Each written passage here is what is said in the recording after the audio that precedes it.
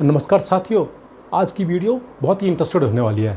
आज मैं आपको यह बताना चाहता हूँ कि जो हमारे खाली खेत पड़े हुए बंजर पड़े हुए हैं और जिनमें बड़ी बड़ी घास उगाई है, क्या वे हमारी परिसंपत्तियाँ हैं, क्या हमारी पूंजी है, या क्या हमारी एसेट्स है, और हम किस प्रकार इनका उपयोग कर सकते हैं, किस प्रकार इसका सदुपयोग कर सकते हैं।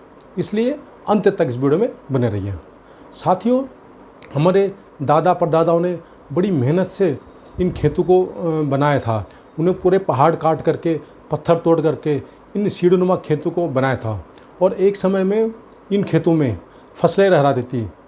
गेहूँ, धान, सरसों, मंडुआ और तिलहन की यहाँ पे खेतियाँ हुआ करती थी। उस समय जो पूरी पहाड़ की अर्थव्यवस्था थी, कृषि, जंगल और पशुपालन पर आधारित थी।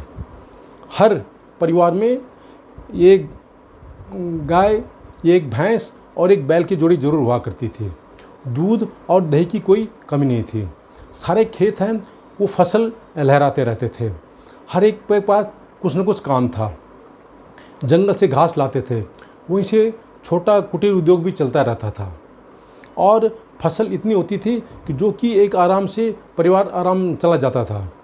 उस समय हमारे दादा परदादाओं ने इन्हीं खेतों पर अपने 7-7, 8-8 फैमिली के मेंबरों से पूरा परिवार चलाया था।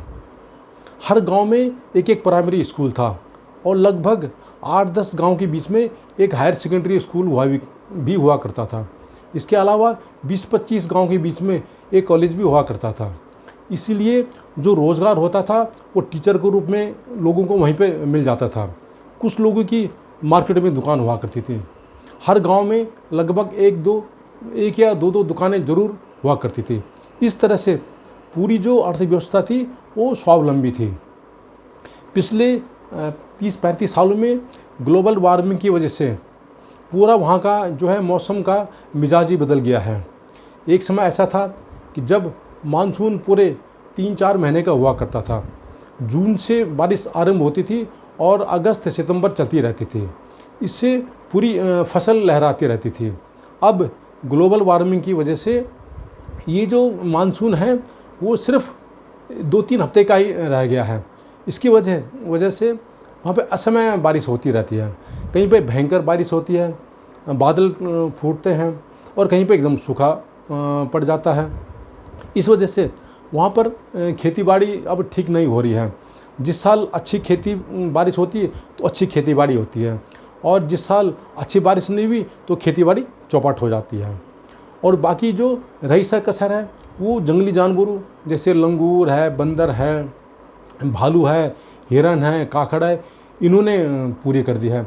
ये हमारी सारी फसलों को चौपट कर रहे हैं। साथियों, आपको याद होगा आज से कुछ साल पहले, लगभग 20-25 साल पहले दिल्ली में बहुत सारे बंदर हुआ करते थे। ख़ास तौर पे नॉर्थ ब्लॉक, साउथ ब्लॉक, कृषि भवन, रेल भवन, उद्योग भवन, इसके आसपास बहुत बंदर हुआ करते थे। उनसे निपटान करने के लिए दिल्ली गवर्नमेंट ने उनको पिंजरों में बंद करके सीधा उत्तराखंड के जंगलों में भेज दिया। और जितने भी दिल्ली के यहाँ पे बंदर जो घूमते रहते थे, यहाँ लोगों को परेशान करते रहते थे, उनको पिंजरों में बंद करके सारे पिंजरे उन्होंने उत्तराखंड के जंगल में डाल दिए।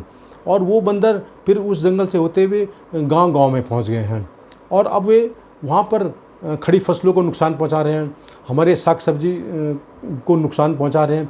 और इसी बर्बादी की वजह से लोगों ने अब खेती करना ही बंद कर दिया है। और जब खेती भी वहाँ पर नहीं हो रही है और स्वास्थ्य, शिक्षा और रोज़गार भी नहीं मिल रहा है, तो लोगों ने फिर धीरे धीरे करके पहाड़ को छोड़ करके गांव से पलायन करके शहर की तरफ आना शुरू कर दिया है। पहले एक आदमी गांव से आया, वो शहर में वो नौकरी करने लग गया। धीरे धीरे उसने फिर नौकरी से जो भी उसकी आय बढ़ती थी उसे गांव का खर्चा चलाने के लिए वो मनियार्ड के रूप में भेज देता था। पर जब उसने देखा कि दोनों जगह परिवार नहीं चल पा रहा है, एक परिवार गांव में, दूसरा शहर में, तो फिर वह पहाड़ से पूरा परिवार को ही उठाकर शहर ले आया। धीरे धीरे करके अन्य लोग भी अपनी रोजी रोटी के लिए, अपने रोज़गार के लिए, अपनी आजीविका कमाने के लिए शहर की तरफ चल पड़े, और गांव के गांव खाली हो गए हैं। साथियों, ये जो बंजर खेत हैं वो हमारे दादा परदादाओं ने बड़ी मेहनत से बनाए थे। उन्होंने पहाड़ को काट करके, पत्थर को तोड़ करके इन बंजर खेतों को बनाया और इन्हीं खेती बाड़ी में उन्होंने अपने बड़े बड़े परिवार को पाला पोसा। साथियों, आपने देखा होगा कि पिछले 25-30 सालों में काफ़ी परिवर्तन आ रहा है। जो लोग गांव छोड़ करके शहर में आ गए हैं, अब उन्होंने धीरे धीरे करके अपने मकान बना लिए हैं। किसी ने 50 गज़ में अपना मकान बना लिया, किसी ने 100 गज़ में अपना मकान बना लिया, किसी ने 200 गज़ में अपनी कोठी बना ली, किसी ने फ्लैट खरीद लिया। अब वो सब धीरे धीरे करके स्वावलंबी हो गए हैं, आत्मनिर्भर हो गए हैं और इतने आत्मनिर्भर हो गए हैं कि अब वे अपने गांव में अपनी गाड़ियों में जाते हैं और कम से कम 10,000 का वे पेट्रोल वहाँ पेट्रोल फूक करके जाते हैं। अब हर एक के पास लगभग 10-10, 15-15 लाख की गाड़ियाँ हो गई हैं और जब भी अपने गांव में किसी शादी के मौके पर या पूजाई के मौके पर या किसी मेहमानगिरी में जाते हैं तो अपनी गाड़ी लेकर के जाते हैं। आपने नोटिस किया होगा कि जब भी किसी गांव में कोई शादी का त्यौहार होता है तो रोडों पर 20-25 गाड़ियों की लाइन लगी होती है। हम अब इतने आत्मनिर्भर हो गए हैं कि अपने गांव तक अपनी गाड़ी लेके जा सकते हैं, क्योंकि अब हर गांव रोड से जुड़ गया है। अब गांव-गांव तक सड़क जा चुकी है। साथियों, जब हम इतना आत्मनिर्भर हो गए हैं कि अपनी गाड़ी लेकर गांव जा सकते हैं, तो हम एक और कदम आगे बढ़ा सकते हैं। क्यों ना हम अपने गांव को दोबारा से आबाद करें। ये जो खाली पड़े बंजर खेत हैं, जो कि हमारे दादा परदादाओं ने बनाए हैं, ये हमारी परिसंपत्तियां हैं, हमारी पूंजी हैं, हमारी प्रॉपर्टीज़ हैं। क्यों ना इसका हम सदुपयोग करें और इसको दोबारा से फर्टाइल करें, इनको दोबारा से आबाद करें।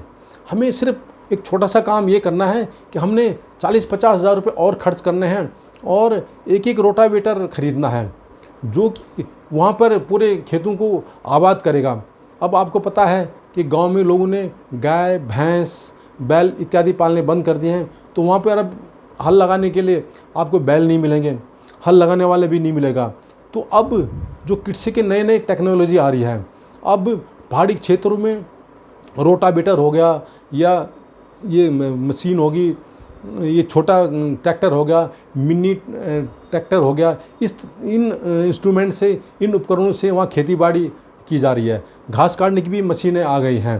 तो यदि हम वहाँ पर 20-25 हज़ार में एक नया रोटावेटर लेकर के अपने गांव की किसी बेरोज़गार युवक को या किसी आदमी को देते हैं और उसको बताते हैं, भैया कि तुम हमारा खेत को भी आबाद करो, अपने खेत को भी आबाद करो, इससे क्या होगा कि गांव बचेंगे।